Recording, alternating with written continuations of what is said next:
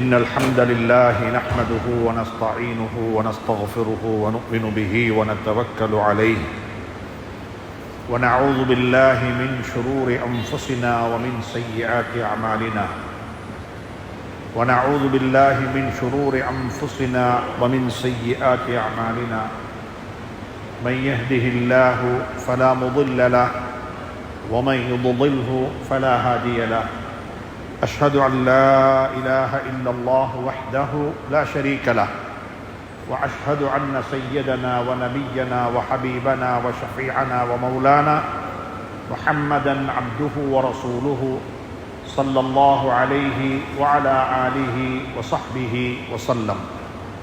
اللهم صل على محمد عبدك ورسولك النبي الأمي وعلى آله وصحبه وسلم. أما بعد، فقد قال الله تبارك وتعالى بعد أعوذ بالله من الشيطان الرجيم بسم الله الرحمن الرحيم السابقون الأولون من المهاجرين والأنصار والذين اتبعوهم بإحسان رضي الله عنهم ورضوا عنه وأعد لهم جنات تجري من تحتها الأنهار خالدين فيها أبدا ذلك الفوز العظيم. صدق الله العلي العظيم. அல்லாஹ்வின் நல்லடியார்களே,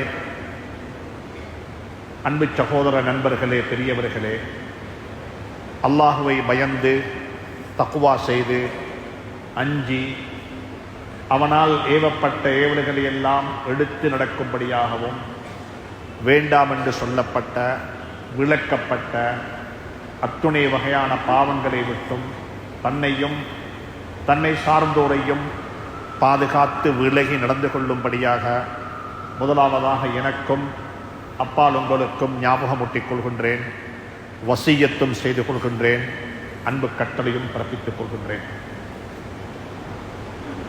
அன்புக்குரிய இஸ்லாமிய சகோதரர்களே, பெரியவர்களே, நண்பர்களே, அல்லாஹ் சுப்ஹானஹு தஆலா அவனுடைய இறைநேசர்களுக்கு இரண்டு வகையான நன்மாராயங்களை சொல்லுகின்றான். அல்லாஹுடைய இறைநேசர்கள், இறை பக்தர்கள், முத்தகீன்கள், தக்வாவுடையவர்கள், இவர்களுக்கு அல்லாஹ் சுப்ஹானஹு தஆலா ரெண்டு வகையான நன்மாராயங்கள் சொல்லுகின்றான். ஒன்று சொல்லுகின்றான், நீங்கள் கவலைப்பட வேண்டாம். இன்னமொன்று சொல்லுகின்றான், நீங்கள் பயப்பட வேண்டாம். இந்த கவலையும் இந்த பயமும் இல்லாத ஒரு உலகம்தான் அது சுவர்க்கம். சுவர்க்கவாதிகளுக்கு சுவர்க்கத்தில் கவலைகள் இருக்க மாட்டாது, பயமும் இருக்க மாட்டாது. உலகத்துடைய வாழ்க்கையையும் அப்படிப்பட்ட ஒரு வாழ்க்கையாக மாற்றிக்கொள்ள முடியும் யாருக்கு நேற்றைய நாளைய பற்றிய கவலையும் இல்லை, நாளைய நாளை பற்றிய பயமும் இல்லை. இன்றைக்கு நாங்கள் எல்லாரும் பீடிக்கப்பட்டிருக்கிற ஒரு பெரிய சோதனை என்ன தெரியுமா? நேற்றைய நாளுடைய கவலையும் நாளைய நாளுடைய பயமும் இன்றைய நாளுடைய இன்பத்தை இல்லாமலாக்கிவிட்டோம். இன்றைக்கு நல்லா இருக்கின்றோம், அல்ஹம்துலில்லாஹ். இன்றைக்கு சாப்பிட்றதுக்கு வீட்டில் சாப்பாடு இருக்குது, தேக ஆரோக்கியத்தோடு இருக்கின்றேன், எந்த பிரச்சனையும் இல்லை. குழந்தைகளை பார்த்தாலும் சந்தோஷம், மனைவியை பார்த்தாலும் சந்தோஷம், எங்களை சூழ இருக்கின்றவர்களை பார்த்தாலும் சந்தோஷம். ஆனால் பிரச்சனை என்னென்று சொன்னால், நேற்றைய நாளுடைய கவலையும் நாளைய நாளுடைய பயமும் இன்றைய நாளுடைய சந்தோஷத்தை இல்லாமலாக்கி விடுகிறது. அதனால தான் குர்ஆன் சொல்லுது, தொழக்கூடிய மக்கள் எல்லாரும் முஃமின்கள் அல்ல. எல்லாரும் தொழணும், எல்லாருக்கும் தொழுக கடமை. ஆனா குர்ஆன் சொல்லுது, தொழக்கூடிய மக்களுக்கும் வயலண்ட நரகம் இருக்குது. ஃபவைலுன் லில் முஸல்லீன், தொழக்கூடிய மக்களுக்கு நாசம் உண்டாகட்டும் என்று தொழக்கூடிய மக்களையும் குர்ஆன் சபித்திருக்கிறது.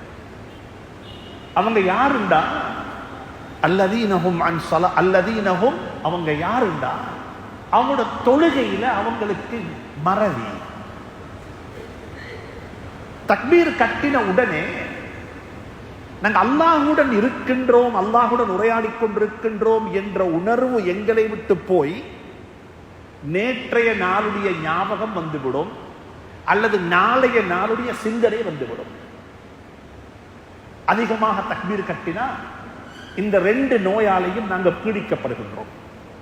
ஒன்று, தக்பீர் கட்டின உடனே கடந்த கால ஞாபகம் வந்துவிடும். உம்மாவை பத்தி, வாப்பாவை பத்தி, ஸ்கூலுக்கு போனதை பத்தி, வியாபாரம் செஞ்சதை பத்தி, சம்பாதிச்சதை பத்தி, ஏதோ ஒன்றை பத்தி ஞாபகம் வந்துவிடும். அதிலே போயிடுவோம். இன்னும் ஒரு சாராருக்கு தக்பீர் கட்டின உடனே மகளோட கல்யாணம் ஞாபகத்துக்கு வந்துடும். புள்ளைய கல்யாணம் முடிச்சு கொடுக்கணும், மருமகன் எங்கிருக்கிறாரோ தெரியாது, என்ன நடக்குமோ தெரியாது, நல்ல இடத்தில் ஒரு மனைவி குடும்ப சம்பந்தம் கிடைக்குமோ இல்லையோ. சுப்ஹானல்லாஹ். தக்பீர் கட்டின உடனே இந்த ரெண்டு வகுப்பாராக நாங்கள் பிரிந்து விடுவோம். ஆனா அல்லாஹ் சொல்லுகின்றான், அப்படி அல்ல, அப்படி தொலைவானம், அப்படி தொலைவானம். கத் அஃப்லஹல் முஃமினூன், முஃமின்கள் வெற்றி பெற்று விட்டார்கள். அவங்க யாரு? அவங்க யாரு? குர்ஆன்ல சொல்ல இல்ல, அவங்க தொழக்கூடிய மக்களாக இருப்பாங்க என்று சொல்லல. முஃமின்களுக்கு அடையாளம் தொழுகையை நிலைநாட்டக்கூடிய மக்களாக இருப்பாங்க என்று குர்ஆன் சொல்லல.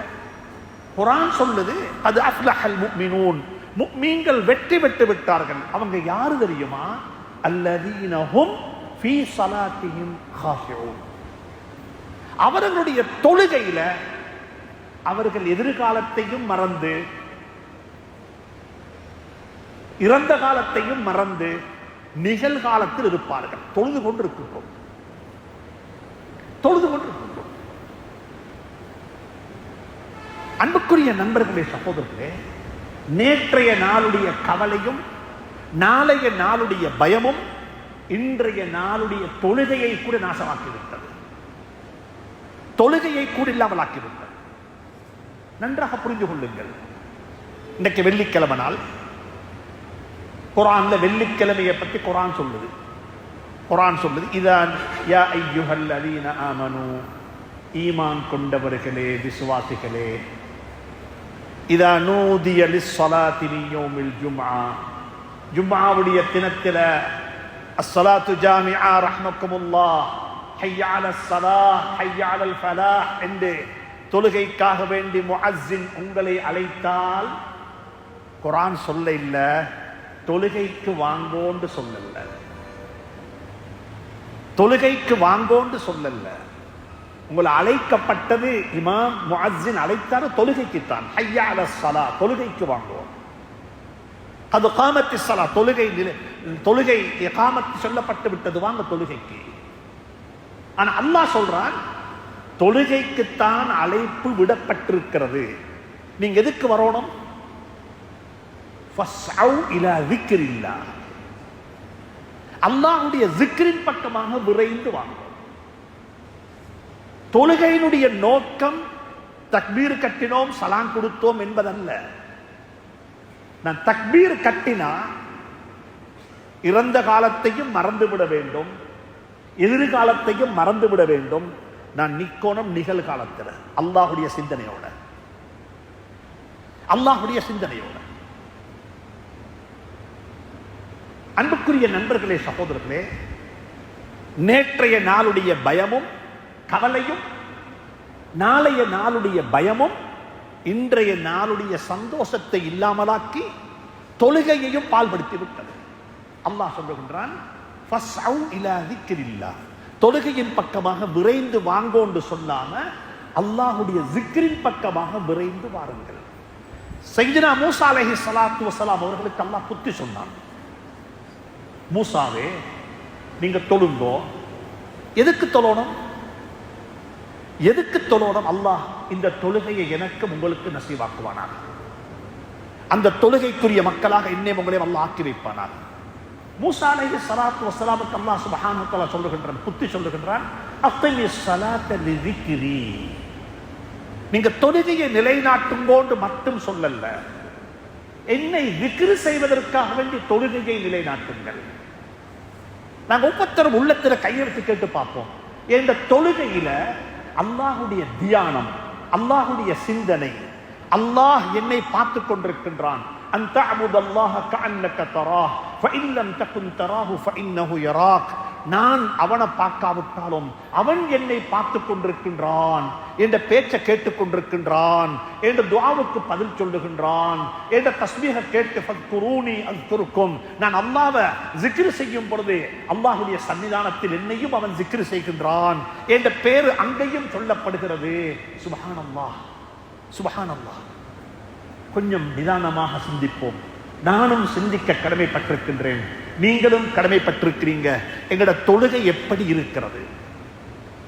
எங்களோட தொழுகையில் அல்லாஹ்வுடைய ஞாபகம் எப்படி இருக்கிறது? சலாம் கொடுத்ததுக்கு பிறகு ஒரு கவலை வரும் எல்லாருக்கும். அது நீங்களும் பிராக்டிஸ் பண்ணி பார்த்துட்டீங்க. தக்பீர் கட்டக்குள்ள ரொம்ப கஷ்டப்பட்டு ரொம்ப ஒரு உருக்கமான நிலையில மனதை கொண்ட்ரோல்ல கட்டுப்பாட்டில் வச்சுக்கொண்டு தக்பீர் கட்டுவோம். அல்லாஹ்வுக்காக வேண்டி தொழுகிறேன் என்று சொல்லி தக்பீர் கட்டக்குள்ள ஒரு பேணுதல் இருக்கும். ஆனா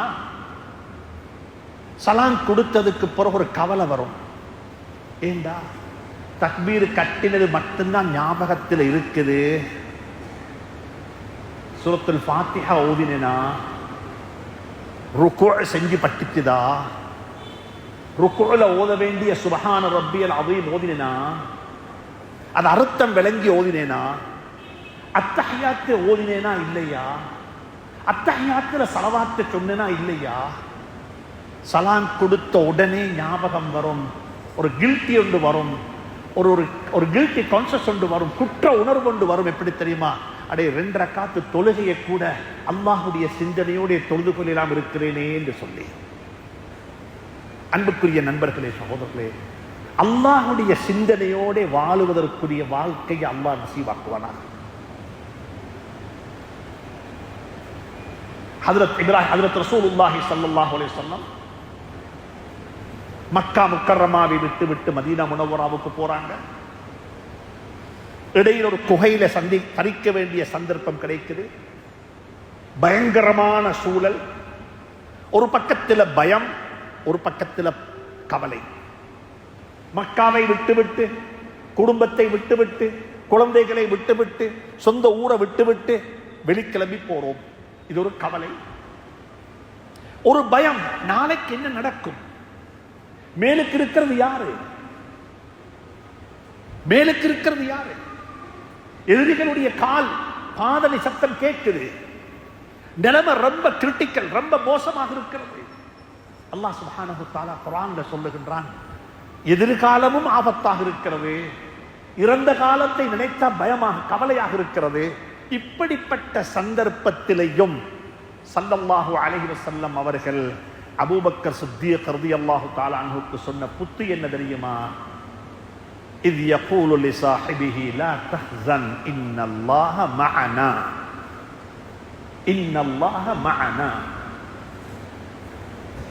தன் நண்பர் அபூபக்கர் சித்தீக்கு சொல்றாரு, இத் யகூலு லிஸாஹிபிஹி லா தஹ்ஸன், கவலைப்பட வேண்டாம், கவலைப்பட வேண்டாம், டோன்ட் பி சேட், கவலை கொள்ள வேண்டிய அவசியம் இல்லை.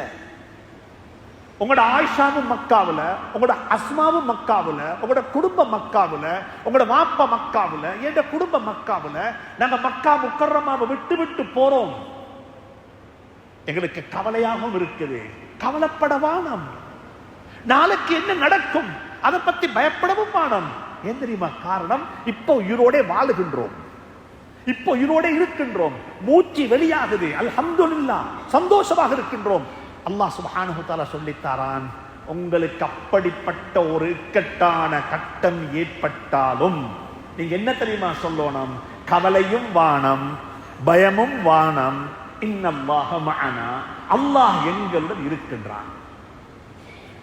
அன்புக்குரிய நண்பர்களே, சகோதரர்களே, இந்த உணர்வை வெளிப்படுத்துவதுதான் தொழுகை. இந்த உணர்வை வெளிப்படுத்துவதுதான் தொழுகை. தக்பீர் கட்டி யாருடைய சிந்தனையும் இல்லாமல் ஒரு 2 ரக்காத்து தொழக்கூடிய பாக்கியம் கிடைச்சா அந்த தொழுகை நாளை கியாமத்துடைய நாளையில நிறுக்கப்படக்கூடிய தராசிக்கு ரொம்ப கனமாக இருக்கும். அப்படிப்பட்ட தொழுகையை அல்லாஹ் எனக்கு உங்களுக்கு நசீபாக்குவானாக. அன்புக்குரிய நண்பர்களே, சகோதரர்களே, பெரியவர்களே, ஸல்லல்லாஹு அலைஹி வஸல்லம் அவர்கள் இந்த உலகத்தில் 23 வருட காலம் வாழ்ந்து உலகம் அழியும் வரை வாழக்கூடிய மக்களுடைய வாழ்க்கைக்கு தேவையான எல்லா விடயங்களையும் எங்களுக்கு காட்டி தந்து விட்டு போனார்கள். எல்லாத்தையும். ஒரு தனிப்பட்ட வாழ்க்கையில நீங்க எப்படி இருக்கணும்? ரெஸ்பெக்டாக வாழுங்க, சுய மரியாதையோட வாழுங்க. பணிவு என்பது வேற, இழிவு என்பது வேற. நீங்க பணிவாக நடக்க வேண்டும், ஆனா இழிவாகி விடக்கூடாது. சுய மரியாதையோட வாழ வேண்டும். எந்த ஒரு கட்டத்திலையும் சுய மரியாதையை இழந்துவிடக் கூடாது. சுய மரியாதையை வீணாக்கிவிடக் கூடாது. செல்ஃப் ரெஸ்பெக்டோட வாழும்போம். ஹதீஸ்ல வந்திருக்கிறது, ஸல்லல்லாஹு அலைஹி வஸல்லம் அவர்கள் ஒரு யுத்தத்துக்கு போய் திரும்பி வராங்க. டயர்டாக இருக்குது. தண்ட வாளை ஒரு மரத்துக்கு பக்கத்தில் வச்சு விட்டு அவங்க கொஞ்சம் ரெஸ்ட் எடுக்கிறாங்க. ஸல்லல்லாஹு அலைஹி வஸல்லம் கீழே தூங்குறாங்க. சந்தர்ப்பத்தை பார்த்து கொண்டிருந்த ஒரு எதிரி அந்த இடத்துல வந்து ஹஜ்ரத் ரசூலுல்லாஹி ஸல்லல்லாஹு அலைஹி அவர்களுடைய வாளை தந்த கையில எடுத்து தூங்கிக் கொண்டிருந்த சாய்ந்து கொண்டிருந்த ஸல்லல்லாஹு அலைஹி வஸல்லம் பார்த்து ஒரு கேள்வி கேட்டான். மையம்னஉக மின்னி, முஹம்மதே ஸல்லல்லாஹு அலைஹி வஸல்லம் அவர்களே, உங்களை என்னை விட்டு பாதுகாப்பவன் யார்? உங்களை என்னை விட்டு பாதுகாப்பவன் யார்? ஸல்லல்லாஹு அலைஹி வஸல்லம் அவர்கள் படுத்துக் கொண்டிருக்கிறாங்க, சாய்ந்திருக்கிறாங்க. எந்த ஒரு சிந்தனையும் இல்லாமல், எந்த ஒரு யோசனையும் இல்லாமல், அல்லாஹ் என்ன பாதுகாப்பவன் அல்லாஹ். இது ஹஜ்ரத் ரசூலுல்லாஹி ஸல்லல்லாஹு அலைஹி வஸல்லம் ஈமானுடைய பவர். பாதுகாப்பவன் அல்லாஹ். இதை சொன்னார்கள். அல்லாஹ் என்ற வார்த்தையை கேட்டதுமே அவனுக்கு நடுக்கம் ஏற்பட்டு கையில் இருந்த வாள் கீழே விழுந்துட்டது. ஸல்லல்லாஹு அலைஹி வஸல்லம் கையில வாள் எடுத்து கொண்டாங்க. அதே கேள்வியை திருப்பி கேட்டாங்க ஸல்லல்லாஹு அலைஹி வஸல்லம். யாரிடத்துல? அந்த காஃபிரிடத்துல, அந்த எதிரிடத்துல. மையம்னஉக மின்னி, இப்ப நீ சொல்லு பாப்போம், உன்னை பாதுகாப்பவன் யார்? அன்புக்குரிய நண்பர்களே, சகோதரர்களே, அந்த காலத்தில் வாழ்ந்த மக்களுக்கு மத்தியிலையும் ஒரு சுய மரியாதை இருந்தது. Self respect. அப்ப என்ன செஞ்சுக்கணும்? இல்ல, நீங்க என்ன கொலை செய்ய வானம், நான் உங்களை நபியாக ஏற்றுக்கொள்றேன் என்று சொல்லி நபியாக ஏற்றுக்கொள்வதையும் அந்த சந்தர்ப்பத்தில் கேவலமாக பார்த்தாங்க. உயிருக்கு பயந்து மார்க்கத்தை ஏற்றுக்கொண்டவன். இது சுய மரியாதைக்கு இழப்பு, இழிவு. செல்ஃப் ரெஸ்பெக்டுக்கு இது மோசம், இது சரியில்லை. மன்னிப்பு கேட்கவும் இல்லை. தெரியாம செஞ்சுட்டேன், என்ன மன்னிச்சு விடுங்கள் என்று சொல்லவும் இல்லை. அவன் என்ன தெரியுமா சொன்னான்? அழகான ஒரு வார்த்தை சொன்னான். சுப்ஹானல்லாஹ். சுய மரியாதையோட வாழ வேண்டும் என்பதற்கு அழகான உதாரணம். அவர் என்ன தெரியுமா சொல்றார்? மன்னிப்பு கேட்கவும் இல்லை, என்னை விட்டு விடு என்று சொல்லவும் இல்லை, நான் தெரியாம செஞ்சேன் என்று சொல்லவும் இல்லை, நீ என்ன விட்டு விடுங்கள், நான் இஸ்லாத்தை ஏற்றுக்கொள்கிறேன் என்று சொல்லவும் இல்லை. அவர் என்ன தெரியுமா சொன்னார்? இவரை பார்த்து, ஸல்லல்லாஹு அலைஹி வஸல்லம் பார்த்து, குன் கைர ஆஹிதின் பிஸ்ஸைஃப், வாள் பிடித்தவர்களில் நீங்கள் நல்லவராக ஆகிவிடுங்கள். வாள் பிடித்தவர்களில் நீங்கள் நல்லவராக ஆகிவிடுங்கள். உங்களுக்கு விருப்பம் உண்டா என்ன பலிக்கு பலி வாங்கி விடவும் மேலும், உங்களுக்கு விருப்பம் உண்டா என்ன மன்னித்து விடவும் மேலும், உங்களுக்கு விருப்பம் உண்டா என்னை அப்படியே விட்டு விடவும் முடியும். குன் கைர ஆஹிதின் பிஸ்ஸைஃப். எல்லாருக்கும் சொல்லுகின்றேன், எனக்கும் சொல்லுகின்றேன், முதலாவதாக சுய மரியாதையோடு வாழுவது என்பது அடிப்படை. இது மனிதனுடைய அடிப்படை ரைட்ஸ், அடிப்படையான உரிமை. சுப்ஹானல்லாஹ். ஸல்லல்லாஹு அலைஹி வஸல்லம் அப்படிப்பட்ட ஒரு சமூகத்தை உருவாக்கினார்கள். மதீனா முனவ்வராவுக்கு ஸல்லல்லாஹு அலைஹி வஸல்லம் போனார்கள். அங்க போய் செஞ்சது 3 வேலை செஞ்சாங்க. 3 வேலை செஞ்சாங்க. முதலாவது ஸல்லல்லாஹு அலைஹி வஸல்லம் ஒரு பள்ளியை கட்டினாங்க, மஸ்ஜிதுன் நபவி. எங்க எல்லாருக்கும் ஆசை இருக்கு, அங்க போகணும். ஸல்லல்லாஹு அலைஹி வஸல்லம் பக்கத்தில் இருக்கணும், இஅ்திகாஃப் இருக்கணும், ஸலவாத்து சொல்லணும். சுப்ஹானல்லாஹ். இன்றைக்கு எனக்கு உங்களுக்கும் அது ஒரு பள்ளியாக மட்டும் தென்பட்டாலும் ஹஜ்ரத் ரசூலுல்லாஹி ஸல்லல்லாஹு அலைஹி வஸல்லம் உருவாக்கின அந்த பள்ளி இருக்கிறது, அந்த பள்ளி சூழல் இருக்கிறது, அது எப்படிப்பட்டதுண்டா மதீனாவில் வாழ்ந்து கொண்டிருந்த மனிதர்களுக்கு என்னெல்லாம் தேவையோ அவைகள் எல்லாவற்றையும் அந்த பள்ளியினூடாக செய்ய முடியும். தொழுகையும் நடந்தது, தஹஜ்ஜத்தும் நடந்தது, மதரசாவும் இருந்தது, கல்விக்கூடம் இருந்தது. உமர் ரலியல்லாஹு தஆலா அன்ஹு அரசியல் படித்ததும் அங்கதான். ஹஜ்ரத் அலி ரலியல்லாஹு தஆலா அன்ஹு நீதித்துறையை படித்ததும் அங்கதான். அப்துர் ரஹ்மான் அவுஃப் ரலியல்லாஹு தஆலா அன்ஹு அவர்கள் என்டர்பிரனராக ஒரு பிசினஸ்மேனாக எப்படி வாழ வேண்டும் என்பதை படித்ததும் அங்கதான். சுருக்கமாக சொல்ல போனால் நிக்காகும் செய்து வைத்தார்கள் பள்ளியுள்ளுக்குத்தான், டிவோர்ஸும் நடந்தது பள்ளியுள்ளுக்குத்தான். அனந்தர சொத்துல பிரச்சனை வந்துச்சு, அதுக்கு தீர்ப்பும் சொன்னது பள்ளியில தான். தொழில் வாய்ப்பு இல்லாம ஆதரவற்றவர்கள், குடும்பம் இல்ல, இஸ்லாத்துக்கு வந்திருக்கிறாங்க, ஆதரவற்றவர்கள், அவங்களுக்கு போறதுக்கு இடம் இல்ல, அவங்களுக்கு பள்ளி வாசல்ல தங்குறதுக்கு ஒரு சுஃபாவையும் செஞ்சு வச்சாங்க. சுஃபா, அஸ்ஹாபு சுஃபா. அஸ்ஹாபு சுஃபாண்டா யாரு? ஏழை சஹாபாக்கள் அல்ல, ஆதரவற்ற சஹாபாக்கள். ஏண்டா எங்கட ஊர்ல இருக்கிறாங்க எத்தனையோ பேரு இஸ்லாத்துக்கு வந்துட்டாங்க, மனைவியை விட்டுட்டு, பிள்ளைகளை விட்டுட்டு, குடும்பத்தை விட்டுட்டு எங்க போறது? யார்கிட்ட போறது? குடும்பம் சொல்றாங்க நீ இஸ்லாத்தை விட்டு வா, அப்ப நாங்க ஒன்ன சேர்த்திக் கொள்வோம் என்று சொல்லி, இவர் சொல்றாரு எதை விட்டு கொடுத்தாலும் இஸ்லாத்தை விட்டு கொடுக்கிறதுக்கு நான் விருப்பம் இல்லை. அப்படிப்பட்ட எம்மாத்திரமோ சகோதரர்கள் எங்களுக்கு மத்தியில வாழ்றாங்க, அவங்களை அரவணைக்கிறதுக்கு எங்கள்கிட்ட இடம் இல்லை. ஸல்லல்லாஹு அலைஹி வஸல்லம் அதையும் செஞ்சாங்க. சுஃபா, அஸ்ஹாபு சுஃபா, அந்த மக்களை பள்ளி வாசல் அரவணைச்சாங்க. பசியில வார மக்களுக்கு உணவு கொடுத்தாங்க, தொழில் இல்லாத பிரச்சனைக்கு தொழில் வழிகாட்டினாங்க. ஒரு சஹாபி வந்தார், ஒரு மனிதர் வந்தார், ஹஜ்ரத் இந்த ஹதீஸை கொஞ்சம் படிங்கோ, நாங்க பெருமைப்படணும், நாங்க பெருமைப்படணும். சொந்த காலில் எழும்பி நிக்கிற மனிதர்களை எப்படி நபி ஸல்லல்லாஹு அலைஹி வஸல்லம் உருவாக்கினாங்க பள்ளி வாசலுடாக. ஒரு மனிதர் வந்து ஹஜ்ரத் ரசூலுல்லாஹி ஸல்லல்லாஹு அலைஹி வஸல்லம் யாசகம் கேட்டாங்க. யா ரசூலல்லாஹ், எனக்கு என்ன சரி கொடுங்களேன். வம்மஸ்ஸாயில ஃபலா தன்ஹர், கேட்டு வந்தவனை இல்லை என்று சொல்ல வேண்டாம், தரமாட்டேன் என்று சொல்ல வேண்டாம், கொடுத்துடுங்கோ. ஒருக்க கொடுத்தாங்க. ரெண்டாவது முறையும் வந்து கேட்டாரு, கொடுத்தாங்க. மூணாவது முறை வந்ததுமே ஸல்லல்லாஹு அலைஹி வஸல்லம் கேட்டாங்க, ஏன் பாப்பா கேட்கிறாய், ஏன் கேட்கிறாய்? உண்ட வாழ்க்கையில ஞாபகத்தில் வச்சுக்கோங்க, சுபகுல குளிக்கக்குள்ள முதலாவது பாலி தண்ணிய தலையில ஊத்துறது தான் கஷ்டம். அதுக்கு பிறகு 2, 3 அது பிரச்சனையே கிடையாது. இதே போலத்தான் யாசகம் கேட்பதும் முதலாவது முறை கேட்கறது மட்டும்தான் கொஞ்சம் கஷ்டமாக இருக்கும், அதுக்கு பிறகு அது பழக்கப்பட்டு விடும் வாழ்க்கையில்.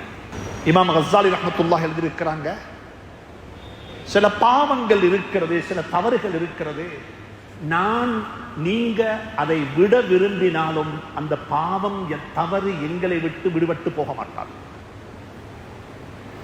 அதுல ஒன்றுதான் யாசகம் கேட்பது, அதுல ஒன்றுதான் மற்றவன்ட்ட ஏதாவது ஒன்று எதிர்பார்க்கிறது, மற்றவன் ஏதாவது ஒன்றை கேட்கலாம் என்று ஆசைப்படுவது. நானும் நீங்களும் விரும்பினாலும் அந்த தவறு, அந்த கொள்கை, அந்த குணம் எங்களை விட்டு இல்லாமல் போக மாட்டாது, அது இருந்து கொண்டே இருக்கும். ஸல்லல்லாஹு அலைஹி வஸல்லம் வந்து கேட்டாங்க, ஒருக்க கொடுத்தாங்க, ரெண்டாவது முறை கொடுத்தாங்க, மூணாவது முறை கேட்டாங்க. ஸல்லல்லாஹு அலைஹி வஸல்லம், ஏன் பாப்பா கேட்கிறாய்? இல்லை எனக்கு வறுமை இல்லை, வறுமை ஒன்றும் இல்லை. கேட்டவங்களோட வீட்டில் என்ன இருக்குது? அந்த சஹாபி சொன்னார், என் வீட்டில் 2 சாமான் தான் இருக்குது. ஒன்று தண்ணி குடிக்கிற கிளாஸ் இருக்குது, குளிர்காலத்தில் போத்திக் கொள்றதுக்கு ஒரு கம்பளி, ஒரு பெட்ஷீட் இருக்குது, எங்கட பாசையில் சொல்றது ஒரு பெட்ஷீட். இது 2 தவிர வேற ஒன்றுமே எங்க வீட்டில் இல்லை. சோஃபாவும் இல்லை, டிவியும் இல்லை, டெலிபோனும் இல்லை, டின்னர் செட்டும் இல்லை, ஒன்றும் இல்லை. இருக்கிறது இது 2 மட்டும்தான். சொன்னாங்க ஸல்லல்லாஹு அலைஹி வஸல்லம், அது 2 கொண்டு வா. நான் இந்த ஹதீஸ எங்கட வாழ்க்கையோட அப்ளிகேஷன், வாழ்க்கையில் அப்ளை பண்ணி பாருங்க, அதை கொண்டு வர சொன்னாங்க ஸல்லல்லாஹு அலைஹி வஸல்லம். அதை கொண்டு வந்தார். பள்ளி வாசல்ல ஸல்லல்லாஹு அலைஹி வஸல்லம் சஹாபாக்களை வச்சுக்கொண்டு ஆக்ஷன் போட்டாங்க. ஆக்ஷன். இந்த கம்பளியையும் இந்த கோப்பையையும் கேட்டாங்க, இதை யாரு வாங்க போறீங்க? ஆக்ஷன்ல யாரு தருவீங்க பிரைஸ் இருக்கு? ஒரு சஹாபி சொன்னார், யா ரசூலுல்லாஹ், நான் இதுக்கு ஒரு திர்ஹம் தாரேன், ஒரு தங்க காசு தாரேன், ஒரு தீனார். அப்ப கேட்டாங்க ஸல்லல்லாஹு அலைஹி வஸல்லம், மை யஸீது அலா ஸாலிக், இதை விடவும் யாரு கூட தருவீங்க? அப்ப இன்னும் ஒரு சஹாபி சொன்னாங்க, யா ரசூலுல்லாஹ், நான் 2 தீனார் தாரேன். அப்ப அந்த 2 தீனாரை வாங்கி கொண்டு ஆக்ஷனை முடிச்சிட்டு ஸல்லல்லாஹு அலைஹி வஸல்லம் அந்த சஹாபியை கூப்பிட்டு சொன்னாங்க, இங்க வா. ஒரு தீனாரை கொடுத்தாங்க, நீ போய்த்து வீட்டுக்கு தேவையான சாமான்களை வாங்கி வச்சுட்டு வா. வீட்டில் உள்ளவங்க வாழணும், தின்னோணும், வீட்டில் உள்ளாக்கள் சாப்பிடணும், அதுக்கு தேவையான சாமான்களை வாங்கி வச்சுட்டு மற்ற ஒரு தீனாரை கொண்டு போய் ஒரு கோடாரி வாங்கி கொண்டு வா. ஒரு கோடாரி. அபூதாவுதுல வர ஹதீஸ். இங்க இருக்கிறாங்க உலமாக்கள் அணுகி இந்த ஹதீஸை படிப்போம். கேட்டாங்க, ஒரு கோடாரி வாங்கி கொண்டு வா. அவர் கோடாரிய வாங்கி கொண்டு வந்தார். உங்களுக்கு தெரியும், கடையில போய் கோடாரி கேட்டா கோடாரி மட்டும்தான் கிடைக்கும், பிடி இருக்க மாட்டாரு. ஆனா இன்றைக்கு எங்கட நாட்டுல எங்கட ஊர்ல அந்த புடியும் வாங்கறதுக்கு இருக்குது. ஆனா அந்த சஹாபி கோடாரி, அந்த மனிதர் கோடாரிய வாங்கி கொண்டு வந்தாரு. فشد فيه رسول الله صلى الله عليه وسلم بيده. ஹஜ்ரத் ரசூலுல்லாஹுடைய அந்த முபாரக்கான கையினால் அந்த கோடாரிக்கு புடி போட்டாங்க. இது நடக்குது பள்ளியில. அந்த கோடாரிக்கு புடிய போட்டு சொன்னாங்க, அல்லாஹ் உனக்கு பரக்கத்து செய்யட்டும், இதை எடுத்துக்கொண்டு போய்த்து விறகு வெட்டி வித்து வாழப்பாரு. எப்படி தெரியுமா சொன்னாங்க? அதை சொன்ன வார்த்தை அப்படியே சொல்றேன். நான் ஆசைப்படுகிறேன், இந்த பள்ளியில நீ 15 நாளைக்கு தொலை வரக்கூடாது. எந்த பள்ளி? மஸ்ஜிது நபவி. எந்த பள்ளியில தொழுதா 1000 ரகாத்துடைய நன்மை கிடைக்கும். எத்தனை நாளைக்கு? 15 நாளைக்கு. 15 நாளைக்கு எத்தனை தொழுக? நீ அப்படி பள்ளியில தொழுது கொண்டு யாசகம் கேட்பதை விடவும் நீ போரிடத்துல தொழுது கொண்டு உன் சுய மரியாதையுடைய வாழுவது உனக்கு நல்லம் என்ற மார்க்கத்தை சொல்லி தந்தாங்க ஸல்லல்லாஹு அலைஹி வஸல்லம். இதுதான் எங்கட யூத், எங்கட வாலிபர்கள் படிக்க வேண்டிய பாடம். ஸல்லல்லாஹு அலைஹி வஸல்லம் ஒரு பள்ளி கட்டினாங்க. அந்த பள்ளியால சமூகத்துக்கு என்ன பிரச்சனை, என்ன இருக்குது? இப்ப ரமலான் வர இருக்குது 5 மாசத்துல. எல்லா இடத்திலும் ஜகாத்து சேர்ப்பீங்க. இப்பவே திட்டம் தீருங்கோ, ஜகாத்து சேர்க்கறதுக்கு அல்ல, ஜகாத்தால என்ன செய்யணும், ஜகாத்தை சேர்த்து என்ன செய்யணும், தொழிலில்லா பிரச்சனைக்கு எப்படி தீர்வு கொடுக்கணும், தொழிலில்லாத பிரச்சனைக்கு எப்படி தீர்வு கொடுக்கணும். ஸல்லல்லாஹு அலைஹி வஸல்லம் ஜகாத்தை பாவிச்சாங்க. அதுக்கு முஆத் பின் ஜபல் ரலியல்லாஹு தஆலா அன்ஹு அனுப்பினாங்க யமனுக்கு எம்பசிடராக, ஹஜ்ரத் ரசூலுல்லாஹுடைய ஹலீஃபாவாக, பிரதிநிதியாக யமனுக்கு அனுப்பினாங்க. ஹஜ்ரத் முஆத் பின் ஜபல் ரலியல்லாஹு தஆலா அன்ஹு யமன் நாட்டில் இருந்தாங்க. சுப்ஹானல்லாஹ், கிட்டத்தட்ட ஹஜ்ரத் ரசூலுல்லாஹுடைய வாழ்க்கை பூராக யமன்ல இருந்தாங்க. உமருடைய அபூபக்கருடைய காலத்துல யமன் இருந்தாங்க. உமர் இப்னு ஹத்தாபுடைய ஆட்சி காலத்துல ஹஜ்ரத் முஆத் பின் ஜபல் ரலியல்லாஹு தஆலா அன்ஹு யமன் நாட்டினுடைய ஜகாத்தை அனுப்பினாங்க மதீனா முனவ்வராவுக்கு. அப்ப உமர் கேட்டாங்க, என்ன யமனுடைய ஜகாத் இங்க வந்திருக்குது, அப்படி ஜகாத் அனுப்பேலவே, அந்த ஊருடைய ஜகாத் அங்கதானே கொடுக்க வேண்டும். துஅஹது மின் அக்னியாஇஹிம் வ துரது இலா ஃபுகராஇஹிம். அங்கிருக்கிற பணக்கார வர்க்கத்திலிருந்து வசூலிக்கப்பட்ட ஜகாத்தை அங்கிருக்கக்கூடிய ஏழைகளுக்கு தானே பங்கிட்டு கொடுக்க வேண்டும். அந்த ஹதீஸை ரிவாயத்து செய்தது முஆத் பின் ஜபல் ரலியல்லாஹு தஆலா அன்ஹு. அப்படி இருக்கும் பொழுது முஆத் பின் ஜபல் எப்படி இந்த ஜகாத்தை இங்க அனுப்பினார் என்று சொல்லி கேள்வி கேட்டாங்க. அந்த நேரத்தில் தான் சொன்னாங்க முஆத் பின் ஜபல் ரலியல்லாஹு தஆலா அன்ஹு ஹஜ்ரத் உமருக்கு பதில் சொன்னாங்க, இந்த யமன்ல ஜகாத்து வாங்குறதுக்கு தகுதியானவங்க யாரும் இல்லை என்றாங்க. எல்லாரும் ரிச், எல்லாரும் ஜகாத்து கொடுக்கிறார்கள், ஜகாத்தை வசூலிக்கிறதுக்கு யாரும் இல்லை, ஜகாத்து தாராந்த பைத்துல் மாலுக்கு. எனவே இந்த ஜகாத்தை இங்க வச்சுக் கொள்றதுக்கு வேலை இல்லை, நான் இந்த நாள் ஜகாத் அங்க அனுப்பினேன் என்று சொன்னாங்க. அன்புக்குரிய நண்பர்களே, சகோதரர்களே, திட்டமிடுங்கள். பள்ளி வாசனை வச்சு பள்ளியினூடாக என்ன நடைபெற வேண்டும், பள்ளியினூடாக என்ன நடக்க வேண்டும், சமூகத்துக்கு தேவையான அனைத்தையும் பள்ளிய மையமாக வைத்து ஸல்லல்லாஹு அலைஹி வஸல்லம் செஞ்சார்கள். அதை பற்றி பட்டியலிட்டால் ஹுத்பாவுடைய நேரம் நீண்டு கொண்டே போகும். ரெண்டாவது ஒரு வேலை செஞ்சாங்க மதீனா முனவ்வராவுல ஸல்லல்லாஹு அலைஹி வஸல்லம். அது ஆச்சரியமான வேலை. அந்த உதாரணம் உலகத்தில் யாரும் இதுவரைக்கும் செய்ய முடியாது. என்ன தெரியுமா செஞ்சாங்க ஸல்லல்லாஹு அலைஹி வஸல்லம்? வஸ்ஸாபிகூனல் அவ்வலூன மினல் முஹாஜிரீன வல் அன்சார். மக்கா முக்கர்ரமாவில் இருந்த சஹாபாக்கள் அனைத்தையும் விட்டு உடுத்த உடுப்போட டிராவலிங் பேக்கும் இல்ல, கையில கிரெடிட் கார்டும் இல்ல, கையில டெபிட் கார்டும் இல்ல, கையில QR கோடும் இல்ல, சம்பாதிச்ச முழு பணத்தையும் அனைத்தையும் விட்டு அல்லாஹ்வை மட்டும் நம்பி ஹஜ்ரத் ரசூலுல்லாஹி ஸல்லல்லாஹு அலைஹி கட்டளையின் பிரகாரம் ஹிஜ்ரத் செஞ்சு மதீனாவுக்கு விட்டு மக்காவை விட்டு மதீனாவுக்கு போனாங்க. மதீனாவில் இருந்த சஹாபாக்கள் மனம் துறந்து வரவேற்றாங்க. வல்லதீன தபவ்வஉ الدار, அல்லாஹ் குர்ஆன்ல சொல்லுகின்றான், வல்லதீன தபவ்வஉ الدار والإيمان من قبلهم يحبون من هاجر إليهم ولا يجدون في صدورهم حاجة مما أوتوا. அந்த சஹாபாக்கள் அல்லாஹ் புகழ்ந்து சொல்லுகின்றான், இந்த அன்சாரி சஹாபாக்கள் அவங்கள வரவேற்றாங்க. எப்படிப்பட்ட ஒரு வரவேற்புண்டா, அந்த வரவேற்பை நீங்க வரலாறுல படித்து ஆச்சரியப்படுவீங்க. அன்சாரிகள் முஹாஜிரிகளை வரவேற்றாங்க. வரவேற்ற சந்தர்ப்பத்தில் ஒரு நடந்த நிகழ்வை இமாம் புகாரி ரஹ்மத்துல்லாஹி அலைஹி தந்த புகாரில பதிவு செஞ்சிருக்கிறாங்க. இத வாழ்க்கையில் அல்லாஹ் பேசக்கூடிய எனக்கும் கேட்கக்கூடிய உங்களுக்கும் அமலுக்கு தௌஃபீக் செய்வாங்க. அங்க போனா ஸல்லல்லாஹு அலைஹி வஸல்லம் ஒரு அன்சாரி சஹாபிக்கு ஒரு முஹாஜிர் சஹாபிய பாரம் கொடுத்தாரு. நீங்க இவரை பார்த்துக்கோங்க, நீங்க இவரை பார்த்துக்கோங்க. ஒத்தர ஜோடி போட்டுட்டாங்க. நீங்க 2 பேரும் இவருக்கு உதவியாக இருந்து நீங்க டெவலப் ஆகுங்கன்னு சொல்லி மக்கத்து சஹாபாக்கள் இருந்து ஆக பெரிய பணக்கார சஹாபி அப்துர் ரஹ்மான் இப்னு அவுஃப் ரலியல்லாஹு தஆலா. பணக்கார சஹாபி, வெல்த் மாஷா அல்லாஹ், பெரிய வெல்த், சுவர்க்கத்தை கூட நன்மாராயம் சொல்லப்பட்டவர். அவரும் எல்லாத்தையும் விட்டு வெறும் கையோட, எம்டி ஹேண்ட், ஒன்றுமில்லை, வெறும் கையோட மதீனாவுக்கு வந்துட்டாரு ஸல்லல்லாஹு அலைஹி வஸல்லம். அவரை ஜோடி போட்டாங்க. யாருக்கு தெரியுமா? அவருக்கு ஒரு ஆளை சாட்டி விட்டாரு மதீனாவாசியில. மதீனாவுடைய பணக்காரன், மதீனாவுடைய ஆகப்பெரிய பணக்காரன் ஸஅத் இப்னு ரபீஅ ரலியல்லாஹு தஆலா. ஸஅத் இப்னு ரபீஅ ரலியல்லாஹு தஆலா மக்கத்துடைய பணக்காரர் அப்துர் ரஹ்மான் இப்னு அவுஃப் ஏழையாக எல்லாத்தையும் இழந்து வெறும் கையோட, எம்டி ஹேண்டோட அவர் வந்திருக்கிறார் மதீனாவுக்கு. மதீனாவுக்கு வந்ததுமே ஸல்லல்லாஹு அலைஹி வஸல்லம் அவங்கள சாட்டி விட்டாரு ஸஅத் இப்னு ரபீஅ இடத்துல. ஸஅத் இப்னு ரபீஅ ரலியல்லாஹு தஆலா அன்ஹு மதீனா முனவ்வராவுடைய ஆகப்பெரிய பணக்காரன். இது விலாவாரியாக பேச வேண்டிய பாடம், விரிவாக பேச வேண்டிய பாடம். அப்ப ஸஅத் இப்னு ரபீஅ ரலியல்லாஹு தஆலா அன்ஹு எப்படிப்பட்ட மனசு தெரியுமா அவருக்கு, எப்படிப்பட்ட உள்ளம் தெரியுமா அவருக்கு, எப்படிப்பட்ட தர்மம் உபகாரி தெரியுமா அவருக்கு. யூசிரூன அலா அன்ஃபுஸிஹிம், தன்னை விடவும் தந்த தேவையை விடவும் அவருடைய தேவையை முதன்மைப்படுத்தி வைத்து சொன்னாரு அப்துர் ரஹ்மான் அவுஃப பார்த்து, அப்துர் ரஹ்மான் நீங்க இந்த சகோதரர், இந்த நபியினுடைய வாயால நீங்க இந்த சகோதரர் சொல்லப்பட்டு விட்டது.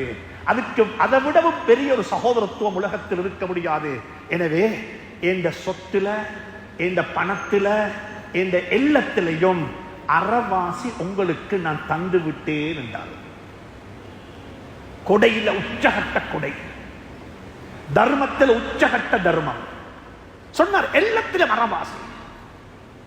இந்த சொத்தை 2ஆக பிரிச்சு அறவாசி உங்களுக்கு. காணி இருக்குதா அறவாசி, சல்லி இருக்குதா அறவாசி, என்ற தொழிலா அறவாசி, உங்களுக்கு 100% என்ற சொத்துல அறவாசி உங்களுக்கு என்று சொல்லி அப்துர் ரஹ்மான் அவுஃபுக்கு இவர் சொன்னார். இது இவருடைய பெரிய கொடை, பெரிய தர்மம். அந்த தர்மத்தை மிகைத்த தர்மம் உலகத்தில் எங்கே இருக்க முடியாது. சுப்ஹானல்லாஹ். அப்படிப்பட்ட தர்மம் செஞ்சார் யாரு? ஹஜ்ரத் ஸஅத் பின் ரபீஅ ரலியல்லாஹு தஆலா அன்ஹு. அந்த சமூகத்தையும் உருவாக்கினாங்க ஸல்லல்லாஹு அலைஹி வஸல்லம். அப்துர் ரஹ்மான் இப்னு அவுஃப் என்ன தெரியுமா சொன்னாரு? நாங்கண்டா என்ன சொல்லுவோம், ஹதியா தந்தா திருப்பி கொடுக்க கூடாது, தந்தா எடுத்துக்கொள்ளத்தானே வேணும். நாங்க கேட்டு போனோமா, அவராக விரும்பித்தானே தந்தார் என்றெல்லாம் நாங்க வரைவிலக்கணம் சொல்லலாம். ஆனா அவர் என்ன தெரியுமா சொன்னாரு? அழகான ஒரு வார்த்தை சொன்னாரு. பாரக்கல்லாஹு லக்க ஃபீ மாலிக வ அஹ்லிக்.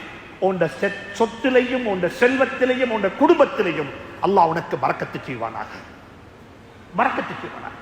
துல்லனி அல சூக், மதீனா முனவ்வராவுடைய பஜார் எனக்கு காட்டித்தா, வேறொன்று வானம். அவர் என்ன தெரியுமா சொன்னாரு?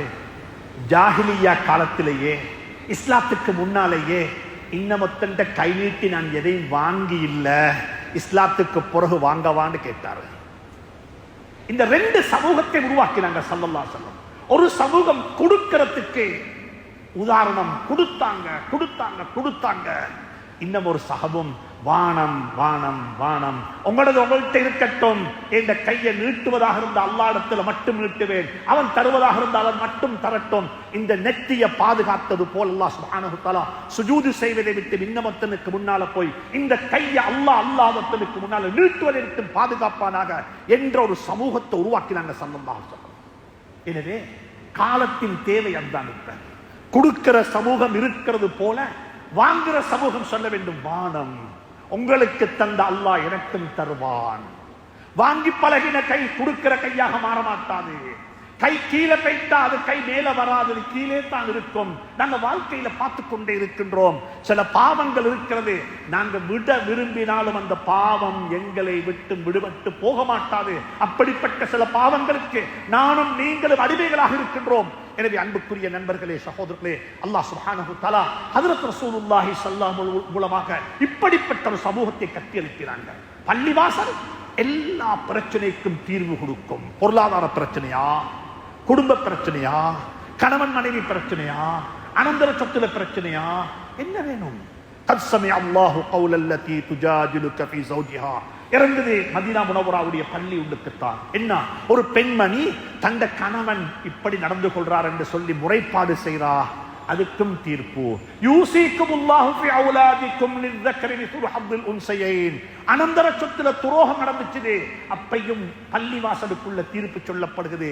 எனவே எங்கட பள்ளி வாசல் என்பது அது சமூகத்துக்கு, எங்களுடைய கம்யூனிட்டிக்கு, எங்களுடைய ஊருக்கு, எங்களுடைய பிரதேசத்தில் வாழக்கூடிய மக்களுக்கு என்னென்னெல்லாம் தேவையோ அவைகள் அனைத்தையும் நிறைவேற்றக்கூடிய ஒரு சென்டர், அனைத்தையும் செய்து கொடுக்கக்கூடிய ஒரு இடம். அப்படிப்பட்ட இடமாக பள்ளியை ஸல்லல்லாஹு அடையாளப்படுத்தினாங்க.